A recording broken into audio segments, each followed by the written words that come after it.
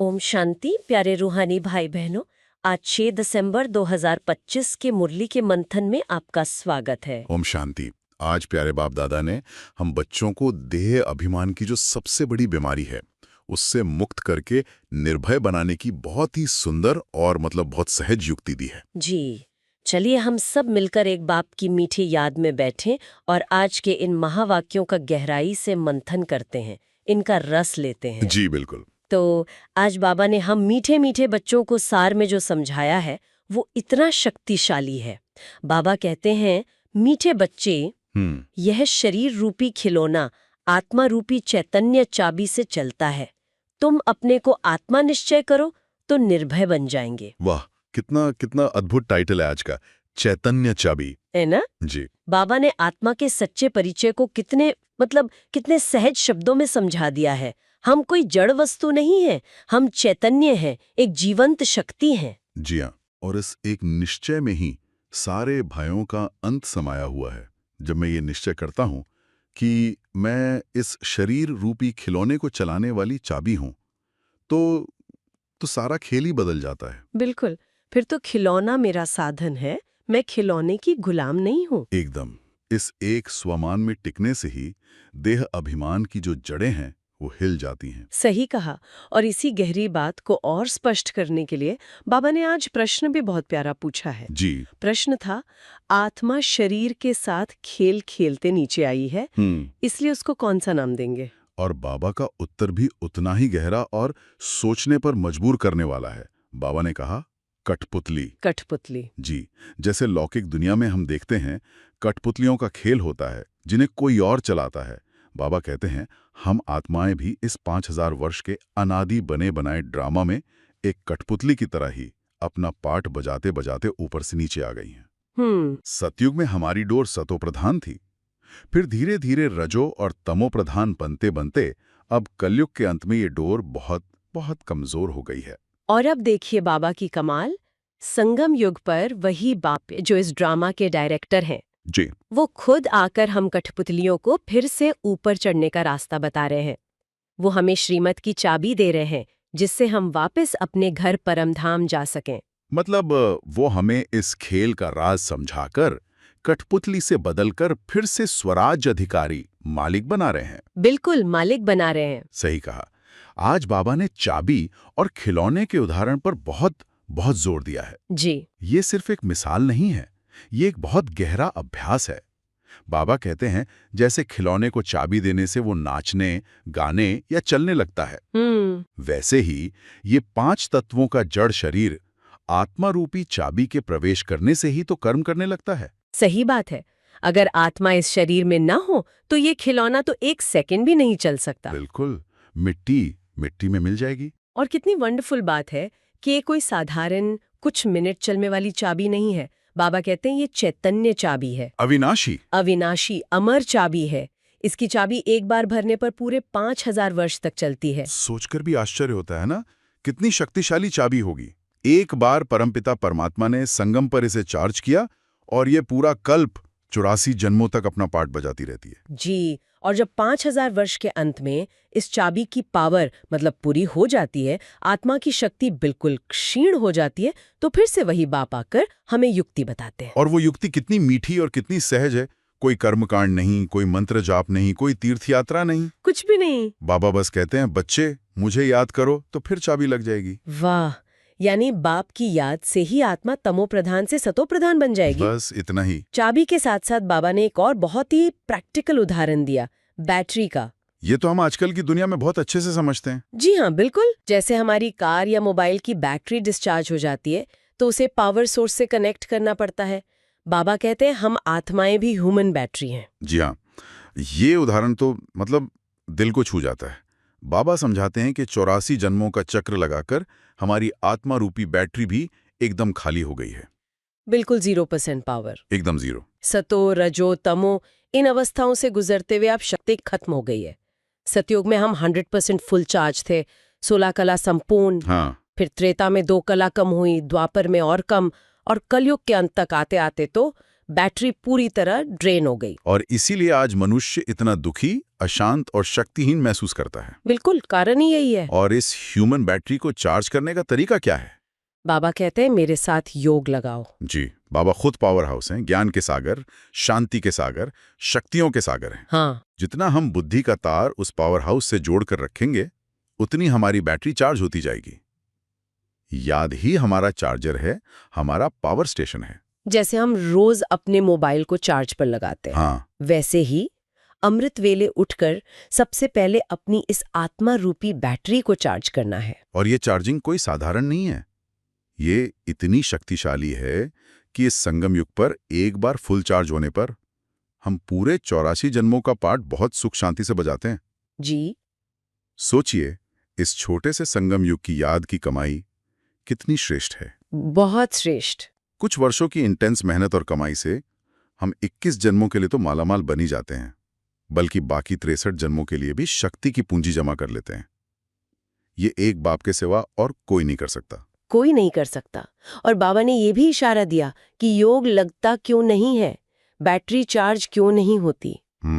बाबा कहते हैं अगर बाप की श्रीमत पर नहीं चलते तो पावन बाप के साथ योग लग ही नहीं सकता, बुद्धि भटकती रहेगी। अच्छा, मतलब श्रीमत और याद का गहरा कनेक्शन है। बहुत गहरा।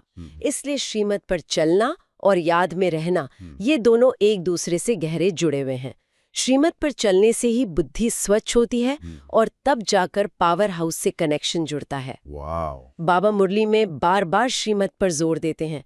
आज भी बाबा ने कहा कि दुनिया में लौकिक माँ बाप भी बच्चों को आशीर्वाद देते हुए कहते हैं कि ईश्वर तुम्हें अच्छी मत दे। हाँ, कहते हैं। लेकिन उन्हें ये पता ही नहीं कि ईश्वर सचमुच इस धरा पर आकर श्रेष्ठ मत देते हैं। वो तो इसे सिर्फ एक कहावत की तरह इस्तेमाल करते हैं। पर हम बच्चे, हम कितने भाग्यशाली हैं। हम तो वो भाग्यवान आत्माएं हैं जिन्हें इस समय साक्षात ईश्वर से श्रेष्ठ ते श्रेष्ठ मत मिल रही है। जी, और इस मत का परिणाम क्या है?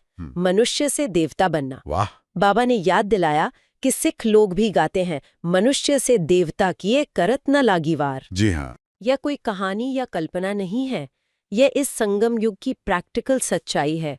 हम बच्चे इस महान परिवर्तन के साक्षी भी हैं और पात्र भी हैं। और ये ईश्वरीय मत हमें पूरे कल्प में सिर्फ एक ही बार मिलती है। सिर्फ एक बार। इसी एक श्रीमत से हम पावन बनते हैं, निर्भय बनते हैं और अपनी चढ़ती कला का अनुभव करते हैं।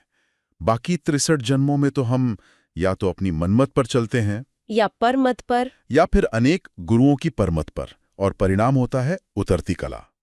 केवल एक बाप की श्रीमत ही हमें वापस चढ़ती कला में ले जाती है। बिल्कुल। बाबा ने आज सेवा पर भी बहुत सुंदर इशारा दिया है। जी। बाबा ने जिस्मानी सेवा और रूहानी सेवा का अंतर स्पष्ट किया।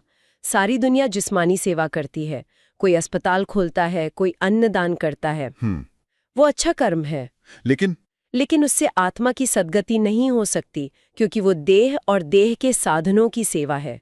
उससे तो सीढ़ी नीचे ही उतरते हैं, क्योंकि वो देह अभिमान में रहकर की जाती है। बिल्कुल। और बाबा कहते हैं अब हम बच्चों को रूहानी सेवा करनी है। जी। रूहानी सेवा मतलब रूह को, यानी आत्मा को, उसके रूहानी बाप का परिचय देना, आत्माओं को उनके असली स्वरूप का, उनके स्वधर्म का, उनके घर का भान कराना। ये है सबसे सच्ची और सबसे बड़ी सेवा। सबसे बड़ी सेवा। इसी सेवा से हमारी चढ़ती कला होती है। इसीलिए बाबा ने कहा हड्डी हड्डी सर्विस में देनी है, ऑलराउंड सर्विस करनी है। इसका भावार्थ कितना गहरा है। हड्डी हड्डी सर्विस में देना मतलब अपने तन, मन, धन, समय, संकल्प, सब कुछ बाबा की इस विश्व कल्याण की सेवा में सफल करना। ऑलराउंड सर्विस मतलब हर प्रकार की सेवा के लिए हमेशा तैयार रहना, चाहे वाचा से, चाहे कर्मणा से, चाहे अपने शांत स्वरूप से वाइब्रेशन फैलाकर। बाबा याद प्यार भी पुरुषार्थ और सेवा के आधार पर ही नंबरवार देते हैं। जो बच्चे सेवा में दिन रात तत्पर रहते हैं वो स्वतः ही बाबा के दिल पर चढ़ जाते हैं। और बाबा हमें अपनी जांच करने की प्रेरणा भी देते हैं। जी। हमें स्वयं से पूछना है, क्या मैं बाबा के दिल पर चढ़ा हुआ हूँ? क्या मेरा पुरुषार्थ ऐसा है कि मैं विजय माला का दाना बन सकता हूँ? क्योंकि भविष्य का जो पद है, हमारा स्टेटस, वो इसी सेवा पर आधारित है। जितना हम आत्माओं का कल्याण करेंगे उतना हमारा पद ऊंचा होगा। हाँ, बाबा ने आज कड़े शब्दों में भी कहा है कि जो सर्विस नहीं करते उनका पद कम हो जाएगा। जी। वो अनपढ़े की तरह पढ़े लिखों के आगे भरी ढोएंगे। इसलिए सेवा में कभी भी आलस्य या बहाना नहीं बनाना है। बिल्कुल। आज बाबा ने सभी समस्याओं, सभी विकारों की जो जड़ है, उस पर भी हमारा ध्यान खिंचवाया है। जी, मुख्य बीमारी। बाबा कहते हैं, मुख्य कड़ी बीमारी देह अभिमान की है।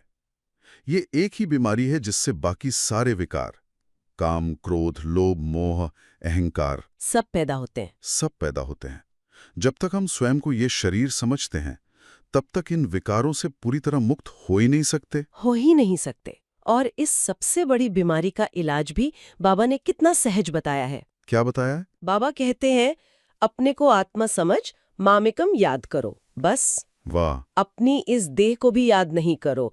मैं आत्मा और मेरा एक मीठा बाबा, ये है अव्यभिचारी याद।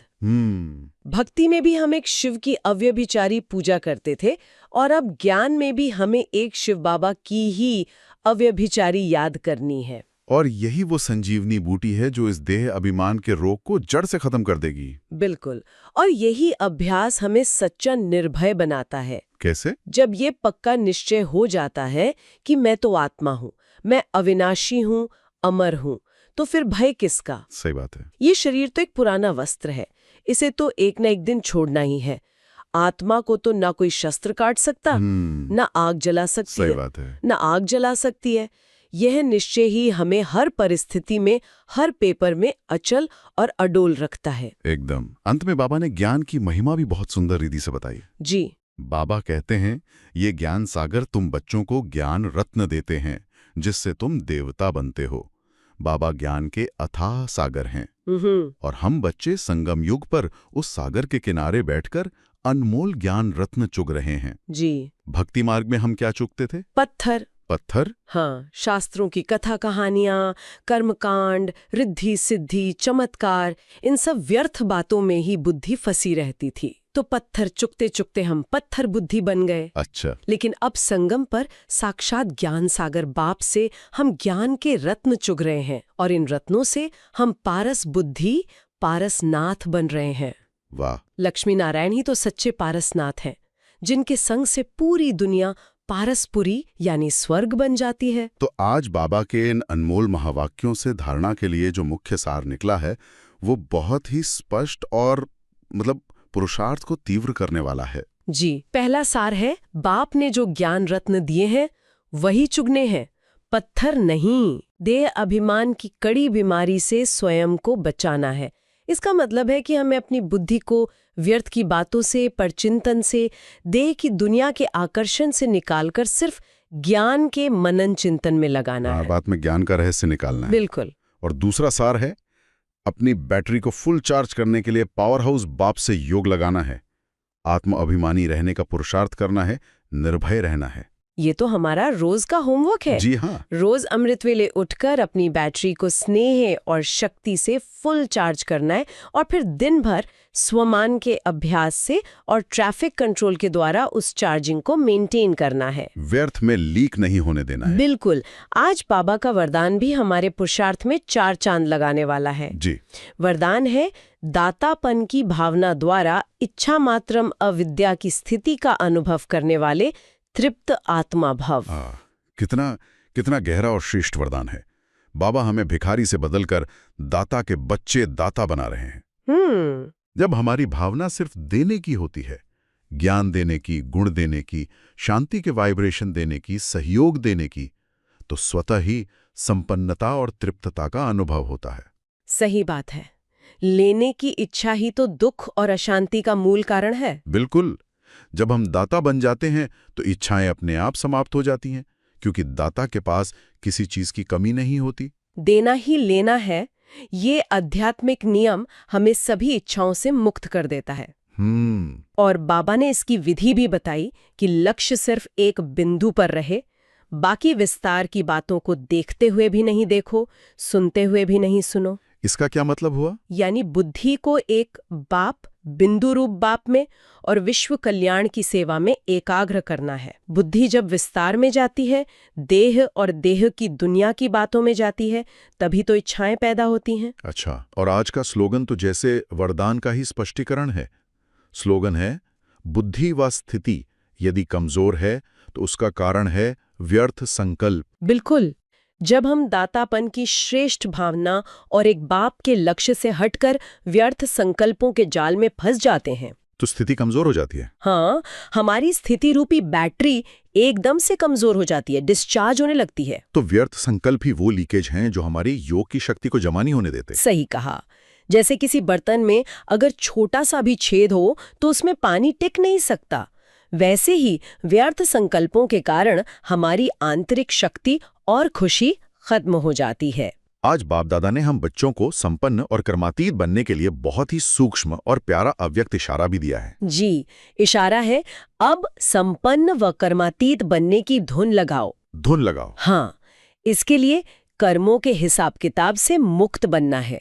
कर्मातीत अवस्था मतलब कर्म करते हुए भी कर्म के किसी भी बंधन से न्यारा और प्यारा रहना, कर्म का प्रभाव आत्मा पर न पड़े। और इसमें भी बाबा ने एक बहुत गहरी, बहुत सूक्ष्म बात कही कि सेवा में भी सेवा के बंधन में नहीं बंधना है। अच्छा। कभी कभी हमें लगता है कि हम तो सेवा कर रहे हैं, लेकिन उसमें भी स्वार्थ या हद की रॉयल इच्छाएं छिपी हो सकती हैं, जो एक बंधन बन जाती हैं।